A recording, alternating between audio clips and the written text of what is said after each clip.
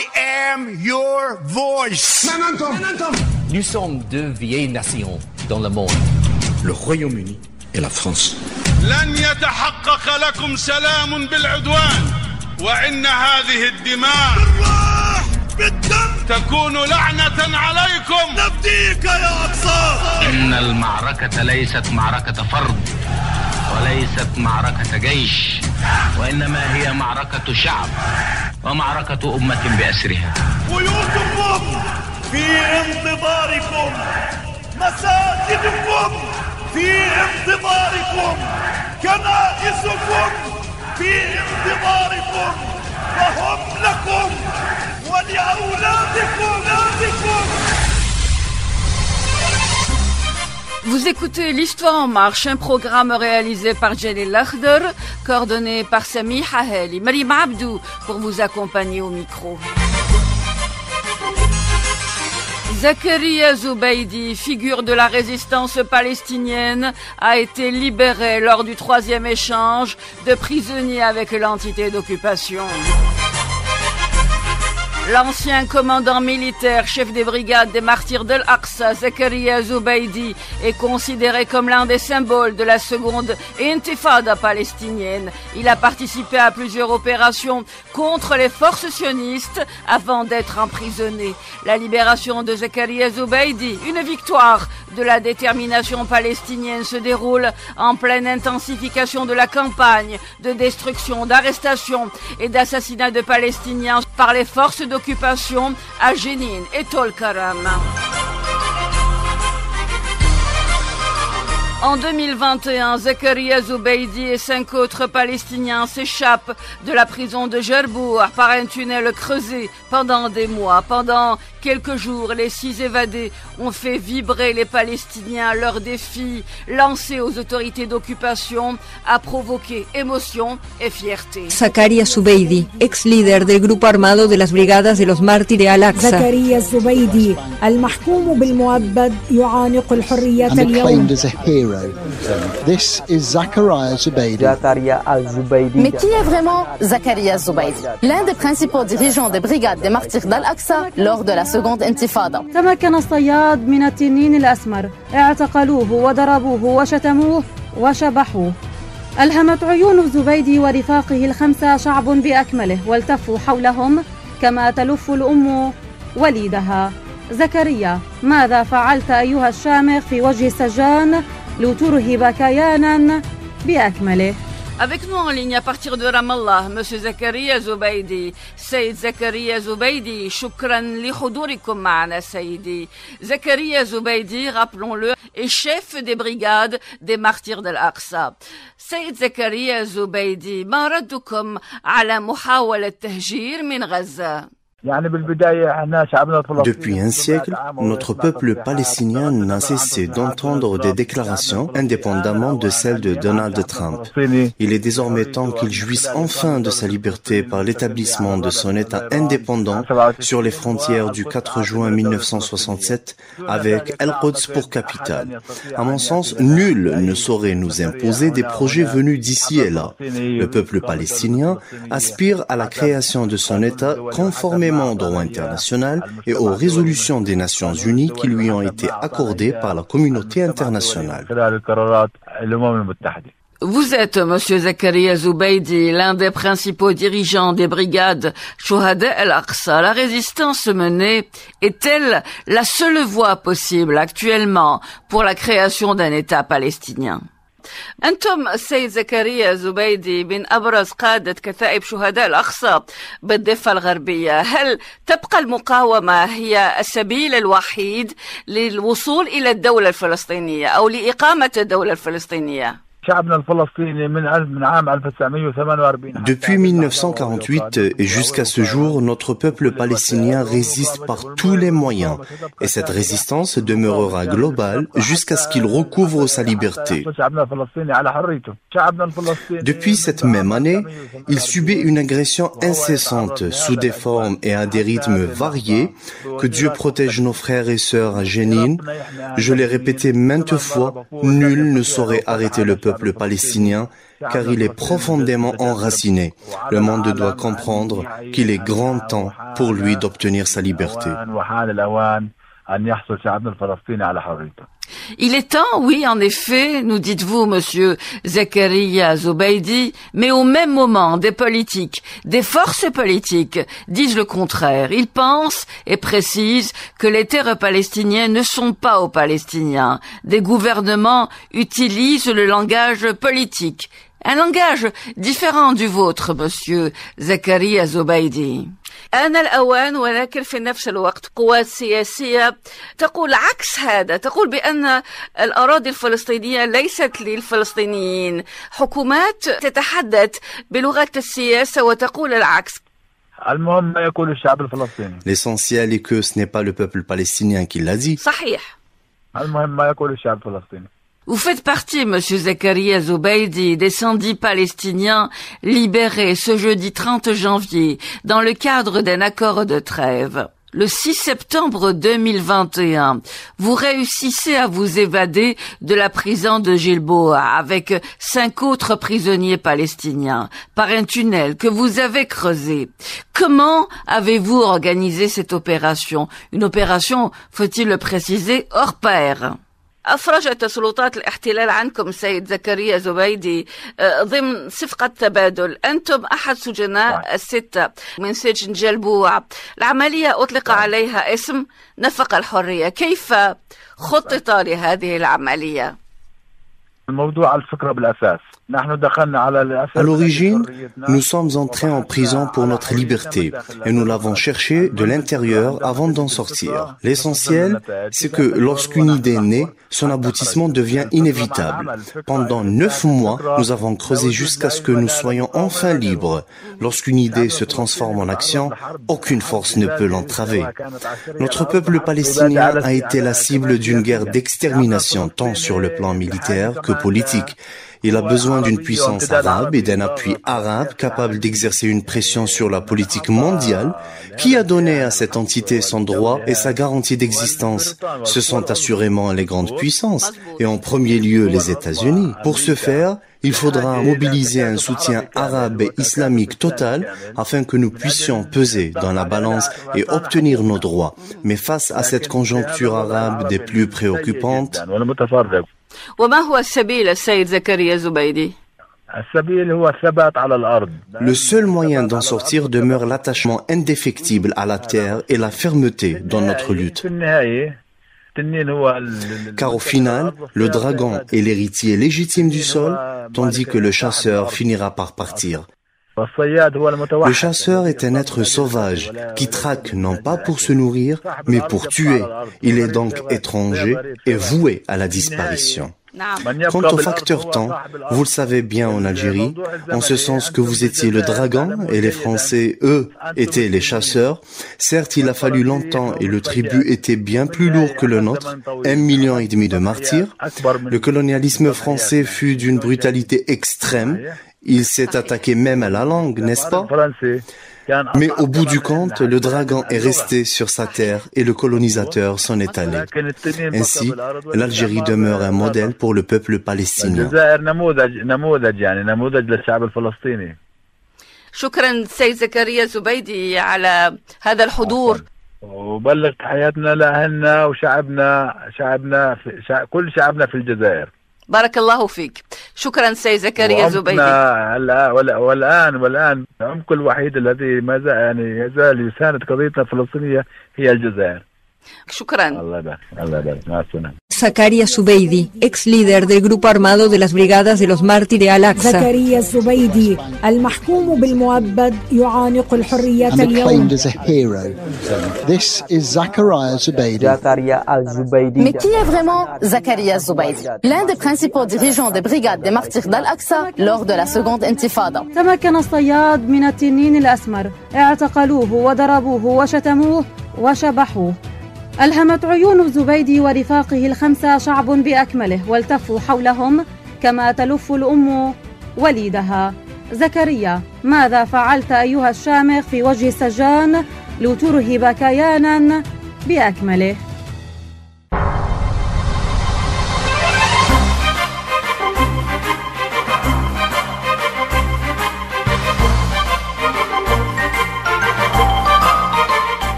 militante antisioniste Sarah Katz a vécu à Reza pendant 2 ans et a soutenu la résistance des agriculteurs et des pêcheurs à Reza. Cette militante acharnée explique que Reza, c'est une toute petite enclave sur la côte proche-orientale de la Méditerranée, terriblement malmenée par l'histoire récente. Ce sont aussi des hommes et des femmes tournés vers la mer et la pêche, héritiers et héritières d'une histoire millénaire, un monde qui se bat en ce premier quart du XXIe siècle pour ne pas mourir. Comment est-il possible que des gens qui se disent les héritiers de l'extermination des Juifs puissent faire ça, un effort d'extermination sur une autre population? Il faut bien comprendre que cette façon de raconter l'histoire, elle est entièrement fausse. Avec nous en ligne, Madame Sarah Katz, merci d'accepter notre invitation. Comment, Madame Sarah Katz, pouvez-vous vous présenter aux auditeurs qui nous suivent, aux auditeurs algériens? Oui, avec plaisir et bonjour aux auditeurs. Voilà, je m'appelle Sarah Katz. Je suis comme ceux qui ont l'oreille exercée sur les noms d'origine juive. Je suis française et j'ai eu l'honneur, je dois dire, de vivre à Gaza pendant 2 années, entre 2011 et 2014. Vous avez vécu à Reza jusqu'en 2014. La population que vous avez rencontrée, comment est-ce que vous pourriez la qualifier, Madame Sarah Katz? Ah, j'aime beaucoup votre question. C'est la question essentielle, parce que la question essentielle, c'est celle des gens qui habitent là. Eh bien, écoutez, j'ai vécu plus de 2 années là-bas, avec ma tête non couverte, avec mon nom juif, et je n'ai pas eu le moindre problème. Et quand je dis pas le moindre, c'est-à-dire même pas une réaction agacée ou une parole malveillante, rien du tout. La population de Gaza, elle est extrêmement diverse. Vous trouvez tout l'éventail politique possible. Enfin, Gaza, c'est une société tout à fait normale, mais qui est plongée dans une situation tout à fait anormale. C'est une population en cage. C'est une population normale, pas une situation normale. Une population anormale sous occupation. Sous une occupation qui démarre en 1948, qui se prolonge avec l'aide et la complicité de l'Occident et qui prend dans les dernières 20 ans, je dirais, à Gaza, un visage totalement inimaginable qui est celui d'un siège. Voilà. On a depuis 2007 une population, donc entre 2007 et 2023, qui était strictement enfermée. Madame Sarah Katz, vous avez soutenu la résistance des agriculteurs et des pêcheurs de Reza. Les agriculteurs qui ont tenté de survivre à la récente guerre en fournissant le maximum à la population rezaoui qui a été affamée par tous les moyens. Quand vous dites soutenir la résistance des agriculteurs, cela sous-entend quoi précisément? Quels seraient les objectifs de ce soutien? Alors là, justement, peut-être c'est pas la même chose dans votre pays et dans le mien. Je parle pour l'instant de la responsabilité française. Jamais une occupation de cette brutalité qui viole totalement l'ensemble de la Charte des Nations Unies ne serait possible sans le soutien des pays dits riches, et donc en particulier du mien, de la France. Donc pour moi, ce que signifie le soutien à la résistance gazaoui et en particulier à la volonté des agriculteurs de rester producteurs, c'est d'abord et avant tout le fait d'obtenir de notre gouvernement de l'obliger à arrêter sa complicité. Et puis, il faut faire savoir, faire comprendre qu'on a là-bas des gens, un peuple qui a, comme tous les autres peuples, le droit à l'autodétermination. Et puis, il faut les soutenir matériellement. Voilà, je dirais, c'est ces 3 volets. Obtenir, je parle pour notre pays, de la France, qu'elle arrête sa complicité, faire savoir ce qu'il se passe réellement à Gaza et soutenir matériellement les Gazaouis parce qu'ils sont plongés dans une situation effroyable. Vous avez également indiqué soutenir les pêcheurs de Reza et vous avez pointé du doigt plus d'une fois l'acharnement de l'armée d'occupation contre les pêcheurs de Reza. Oui, alors justement, je voudrais dire à vos auditeurs, des images tournées en 2013-2014 sur les bateaux de pêche, sur les attaques par la marine de guerre israélienne sur des bateaux de pêche. On a enfin tiré un petit documentaire assez court de 24 minutes qui s'appelle « Aimer la mer à Gaza ». Si vous tapez sur YouTube « Aimer la mer à Gaza », le film est en visionnage libre et vous allez comprendre sur ces quelques images beaucoup de choses. On est dans le cas d'un déni de droit absolu. Il y a un droit de la pêche, il y a un droit de la mer. Il a été pendant 25 ans, 30 ans, totalement ignoré, violé par la marine de guerre israélienne. L'idée générale, je crois qu'on peut comprendre de ce gouvernement fascisant d'Israël, c'est l'idée, les Gazaouis, il faut d'abord qu'ils ne soient pas une société, il faut d'abord qu'ils ne puissent pas produire, il ne faut pas qu'ils puissent produire leur nourriture, et alors là, on pourra les manipuler comme on veut. Et c'est contre ça que, en particulier, mais pas seulement, les agriculteurs et les pêcheurs luttent depuis maintenant quasiment un demi-siècle, et c'est pour ça qu'il faut les soutenir eux.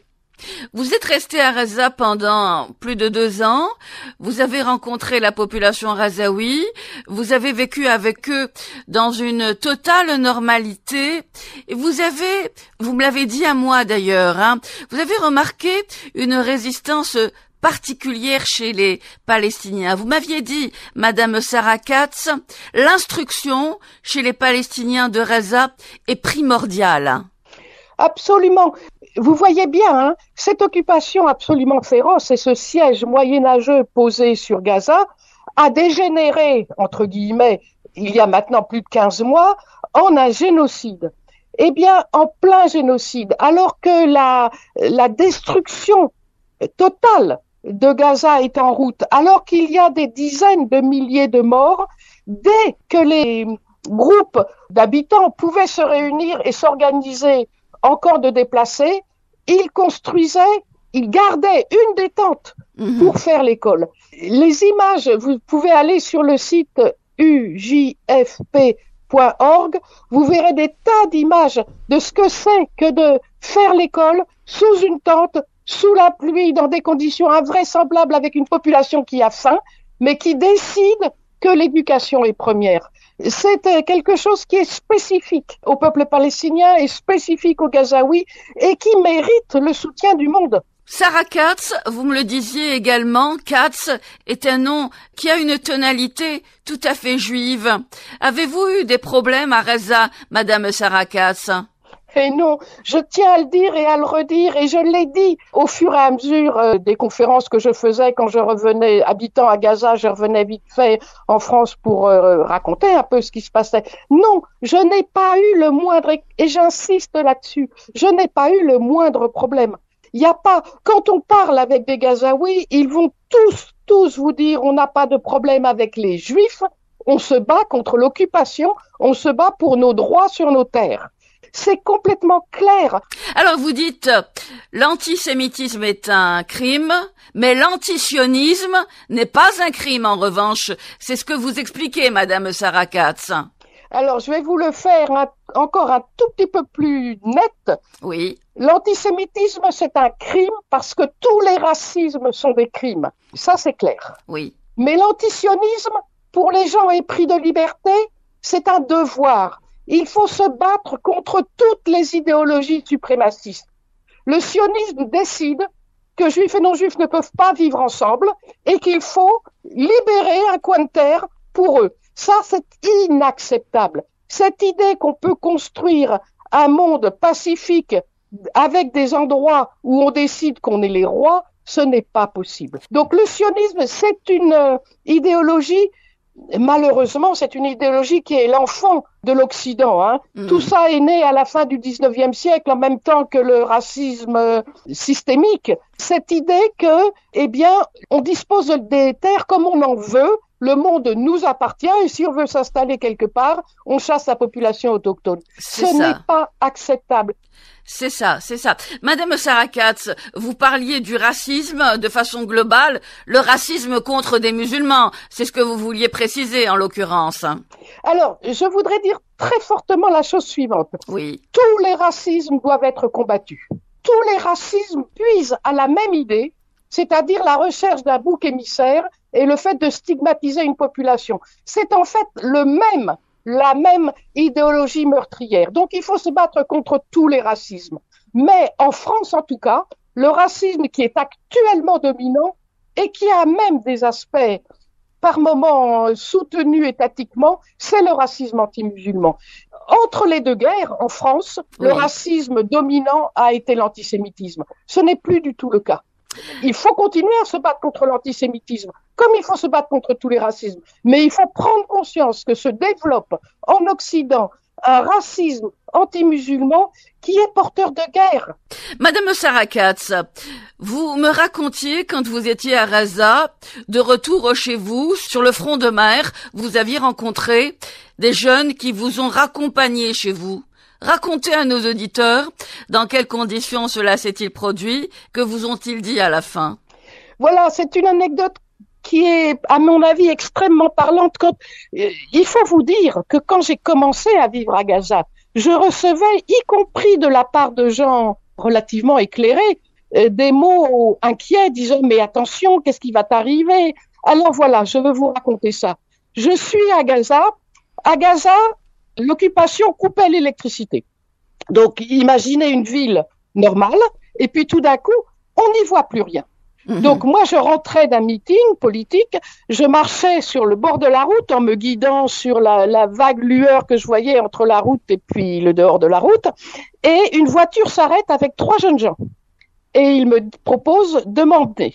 J'ai eu un instant d'hésitation et je me suis dit, je fais confiance. Ils m'ont emmené exactement au pied de l'immeuble où j'habitais, à Talalawa, dans Gazaville. Oui. Alors je tends au conducteur la petite pièce de 1 shekel, qui est ce qu'on donne normalement quand on fait un trajet en voiture à Gaza. Oui. Il me répond, mais je ne suis pas un taxi, ne me donnez pas d'argent, il n'en est pas question. Je lui dis, mais je sais bien que vous n'êtes pas un taxi, mais j'ai bien vu que vous vous étiez dérouté pour m'emmener jusqu'à chez moi, donc prenez-le.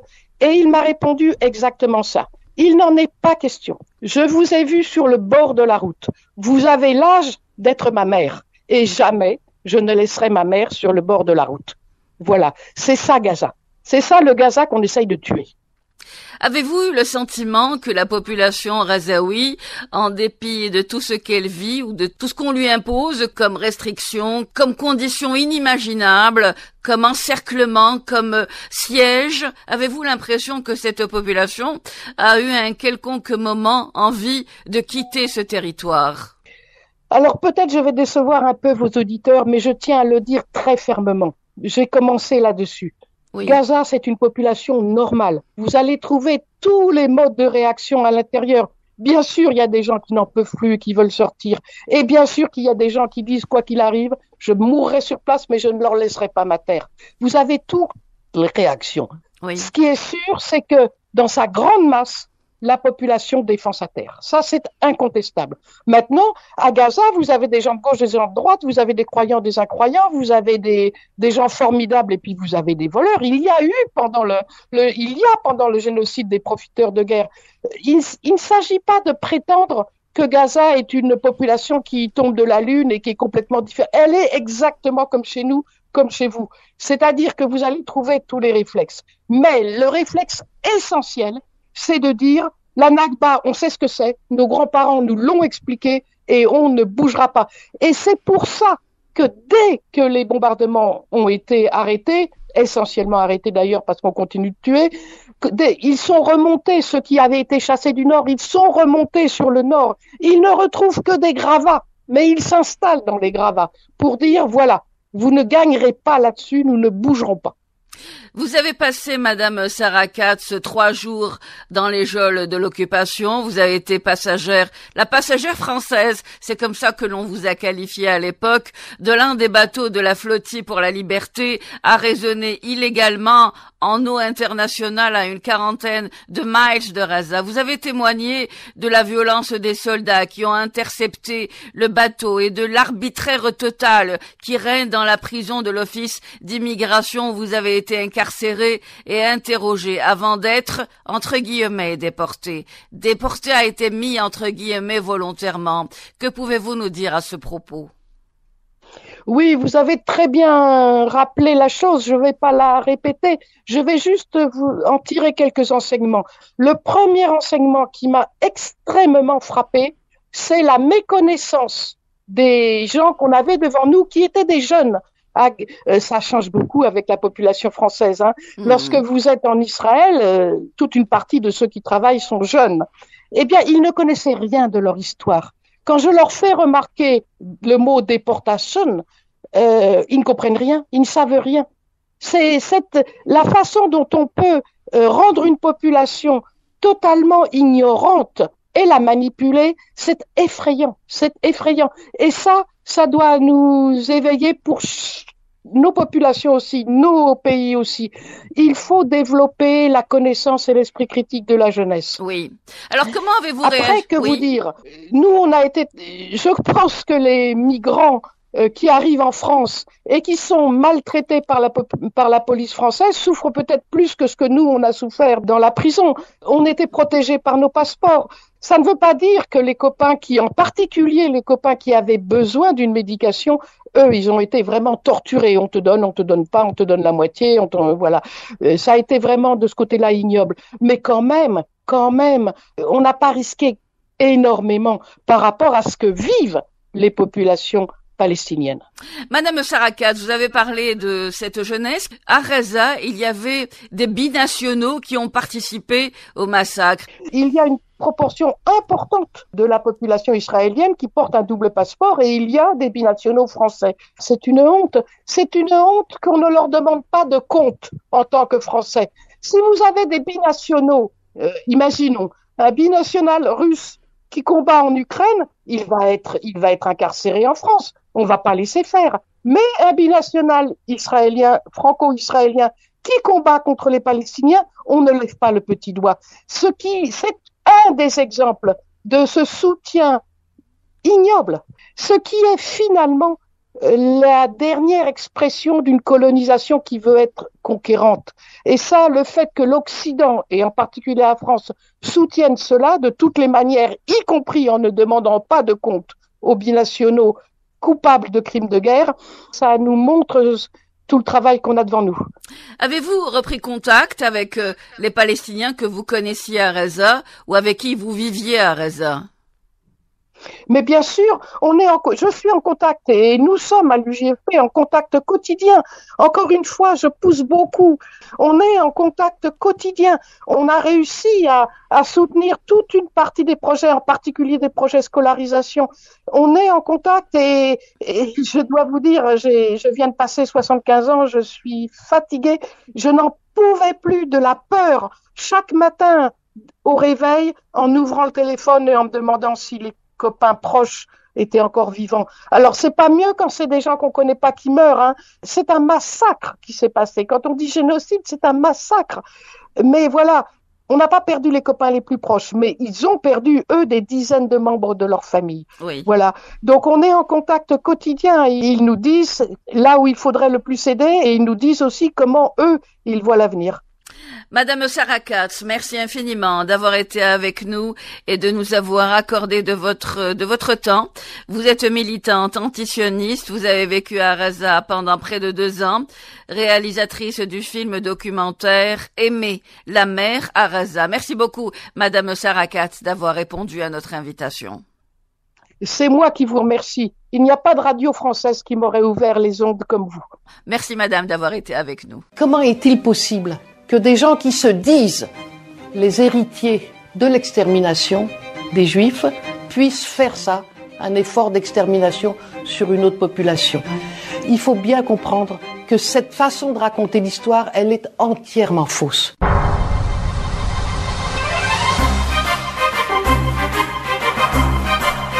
En plein trêve à Gaza, Donald Trump évoque son projet de déplacement des Gazaouis vers l'Égypte et la Jordanie. Alors que la quasi-totalité des 2,4 millions d'habitants de la bande de Gaza ont été déplacés par la guerre, le président américain suggère de les envoyer en Jordanie et en Égypte. Une proposition rejetée par le monde arabe, dénoncée par certains alliés des États-Unis. Dans un communiqué publié samedi, l'Égypte, l'Arabie Saoudite, les Émirats Arabes Unis, le Qatar, l'autorité palestinienne et la Ligue arabe déclarent qu'une telle initiative pourrait menacer la stabilité de la région. Marco Rubio, le secrétaire d'État américain, tempère le propos de Trump. Ce que le président Trump a dit hier est une reconnaissance de ce qui suit. Gaza a été gravement endommagée. Et donc, ce que le président Trump a annoncé, c'est la volonté des États-Unis de prendre en charge la reconstruction de cette zone. Et donc, entre-temps, évidemment, les gens vont devoir vivre quelque part durant la reconstruction. Il ne s'agit pas d'une démarche hostile, il s'agit d'une proposition très généreuse. Avec nous en ligne, Monsieur Julien Martin, merci d'accepter notre invitation. Vous êtes diplômé de l'Institut international René Cassin, avocat en droit international et en droit de l'homme. Monsieur Julien Martin, 9 pays lancent une action en justice contre l'entité sioniste. Comment réagissez-vous à cette récente mesure ? C'est une initiative qui est ouverte à d'autres États qui pourraient rejoindre le groupe des 9.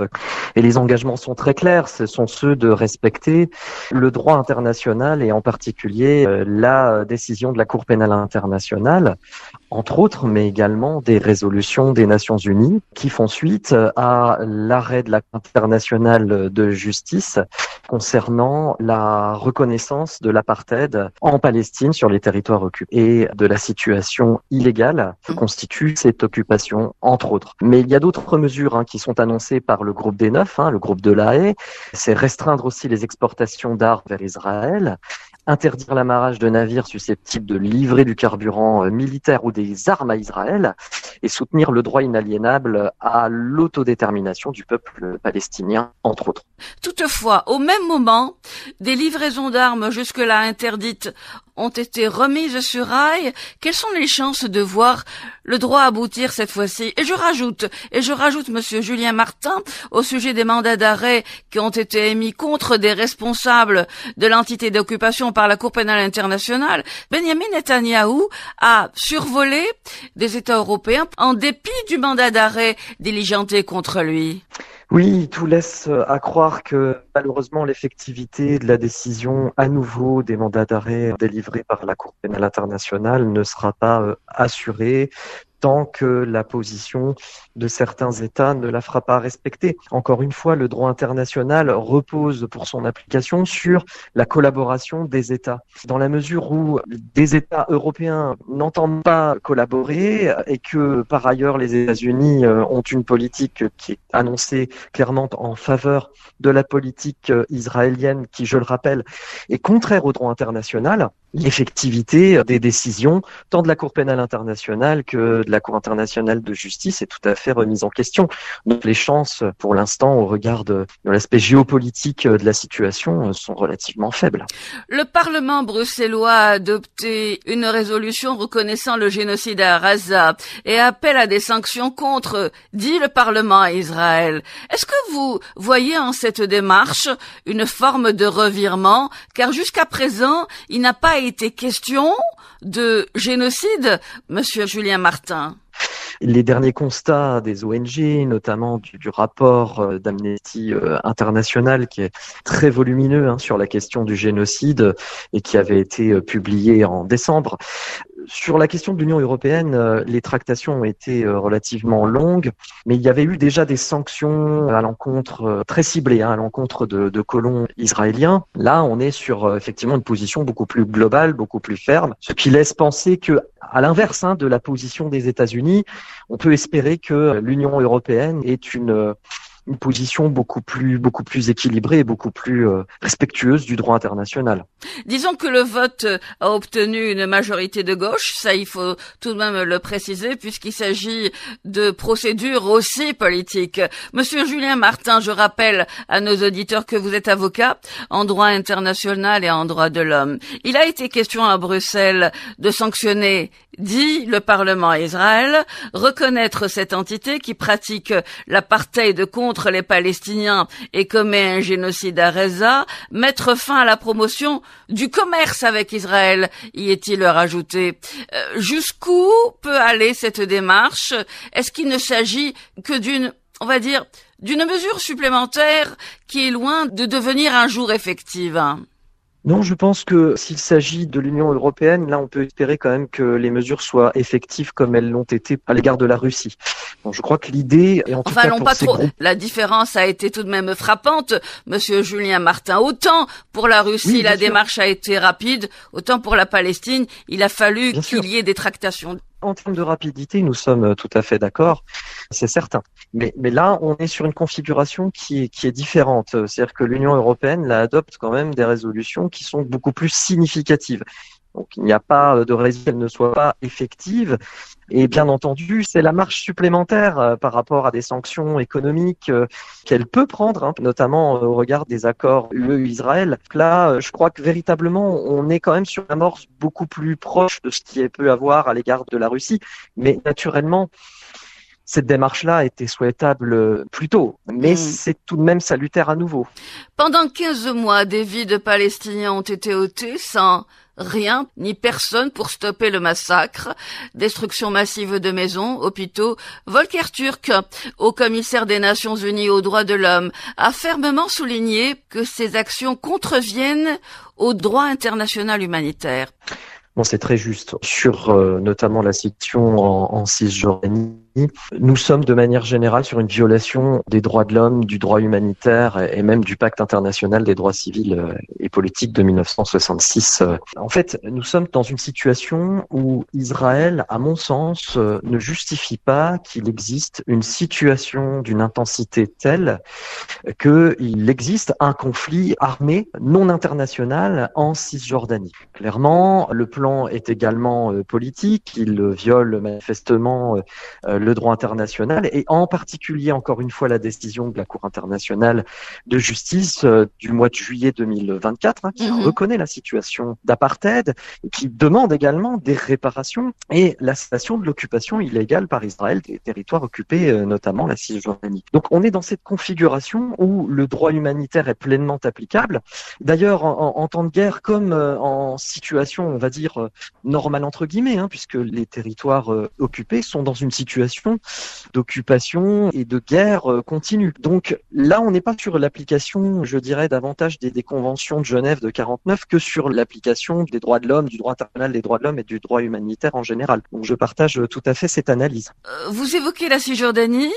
L'on évoque également, Monsieur Julien Martin, Gaza qui devient une sorte de no man's land où rien ne vit, à l'exception des humains qui s'accrochent évidemment à leur terre au risque de se voir un jour déportés comme l'indique Washington. C'est dramatique, les déclarations qui ont eu lieu hier et qui ont été proférées, et j'emploie ce terme volontairement par le président américain, sont d'une inconséquence, d'un manquement au droit international qui est éloquent. C'est scandaleux, c'est vraiment choquant.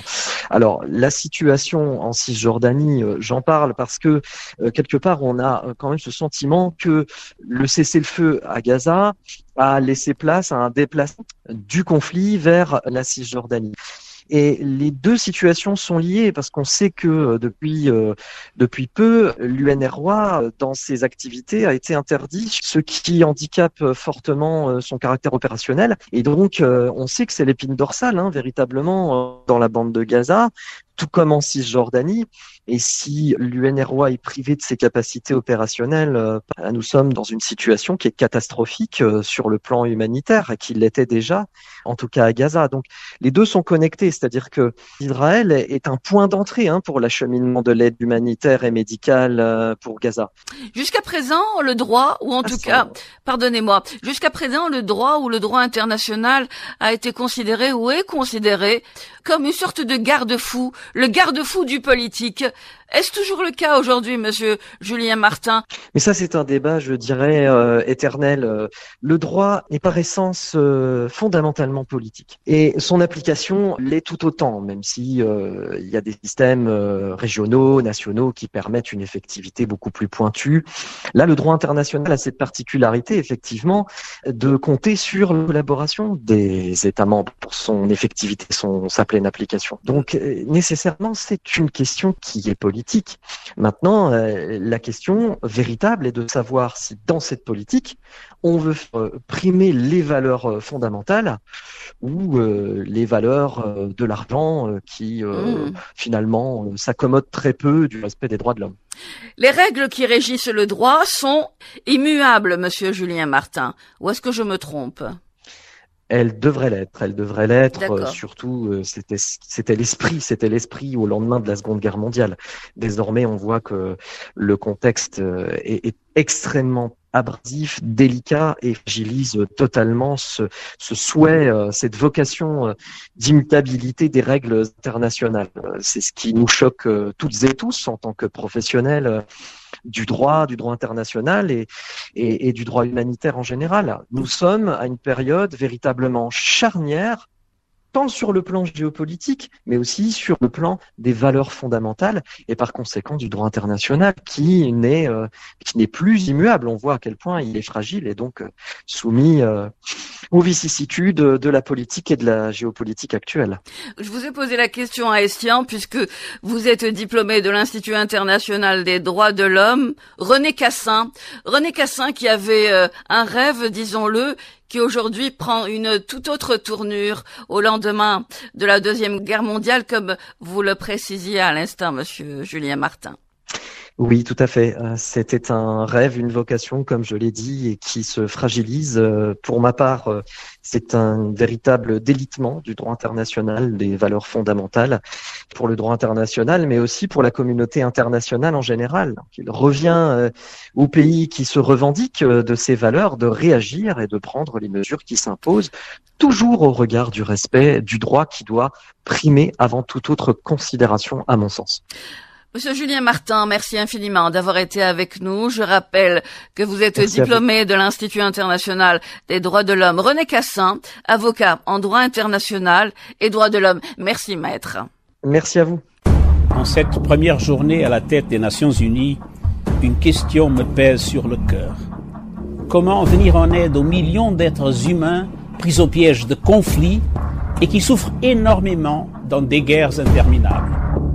Dans ces guerres, il n'y a aucun gagnant. Tout le monde est perdant. Dans son premier message en qualité de secrétaire général des Nations Unies, Antonio Guterres appelait le monde à faire de 2017 une année de paix. Depuis, l'un chassant l'autre, les conflits ne cessent d'augmenter. Les menaces de guerre, quand elles ne sont pas mises à exécution, se multiplient et leurs artisans, aux allures de braqueurs de paix, prennent en otage des populations entières. Au printemps 1945, quelques mois après la fin de la Seconde Guerre mondiale, l'Organisation des Nations Unies voit le jour et prend le relais de la Société des Nations. Les représentants des 50 États membres se rencontrent alors lors de la conférence de San Francisco afin d'élaborer la Charte des Nations Unies, signée le 26 juin 1945 et ayant pour but d'unir toutes les nations du monde dans une œuvre de paix et de développement fondée sur les principes de justice, de dignité humaine et de bien-être pour tous. The Conference of the United Nations on International Organization is now convened. We must learn to live together in peace. Plusieurs décennies après ce mémorable coup d'envoi agrémenté d'espoirs de paix prononcé par le président Truman à partir de Washington en direction de ceux qu'il qualifiait d'architectes de la paix, plusieurs décennies plus tard, le 21 septembre 2011, de la tribune de l'ONU, le 44e président des États-Unis, affirmait au sujet notamment du Proche-Orient que la paix ne viendra pas de déclarations et de résolutions. Au-delà des visées du propos dit pour plaire, la phrase est venue ainsi froidement flouer les espoirs de la conférence de San Francisco.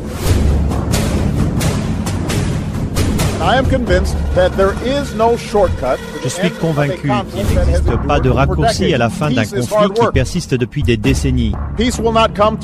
La paix ne viendra pas de déclarations et de résolutions à l'ONU. Si c'était aussi facile, cela aurait déjà eu lieu. Ainsi, les guerres sont cautionnées et leurs dérives assumées.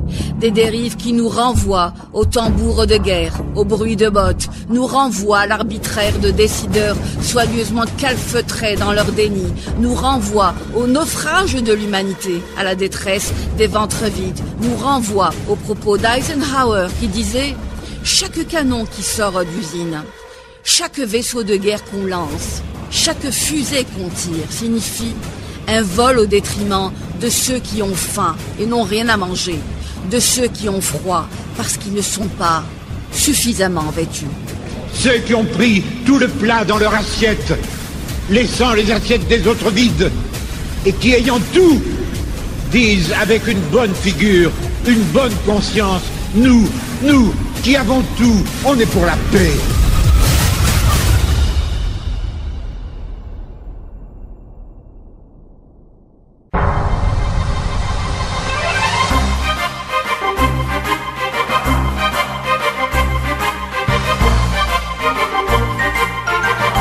Ont participé à ce programme Zakaria Zubaydi, responsable, commandant des brigades des martyrs d'Al-Aqsa. Sarah Katz, militante antisioniste, réalisatrice du film documentaire Aimer la mer à Gaza. Julien Martin, diplômé de l'Institut international René Cassin, avocat en droit international et en droit de l'homme. L'Histoire en marche a été réalisée par Jalil Akhdar, coordonnée par Sami Haheli. Marim Abdou vous a accompagné au micro. J'aurai le plaisir de vous retrouver jeudi prochain à partir de 17h. Merci de votre fidélité. À très bientôt, Inch'Allah.